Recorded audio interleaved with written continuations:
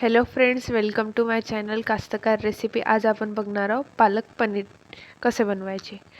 तर सर्वप्रथम आपण इथे पालक घेतलेली आहे छान हिरवी, याला धुवून घ्यायचं आणि मग असं गरम उकळत्या पाण्यात बॉईल व्हायसाठी टाकून द्यायचं। त्यानंतर ही आपली पालक बॉईल झालेली आहे, ती आपण जारमध्ये काढून घ्यायचं आणि ग्राइंड करून घ्यायचं। ही आपली पालकचा पेस्ट आहे आणि हा टोमॅटोचा पेस्ट आहे। तर आपण घेऊ हे आपलं बारीक चॉप केलेलं पनीरला छानपैकी तळून घ्यायचं गोल्डन ब्राऊन होईपर्यंत आणि त्याचं वेगळ्या पातेल्यात काढून ठेवून द्यायचं। त्यानंतर आपण तेल घेऊया, त्यात मोहरी टाकले, मग जिरे टाकले आणि आपले कांदे बारीक कापलेले कांदे टाकले, त्यात वरून लसूण जिऱ्याचा पेस्ट टाकला।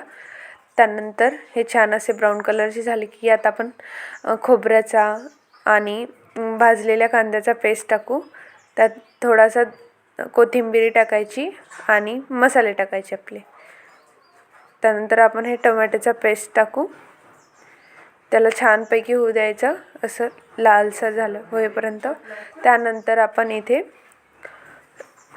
पालकचा पेस्ट टाकलेला आहे, त्याला छान शिजू द्यायचं उकळी येईपर्यंत।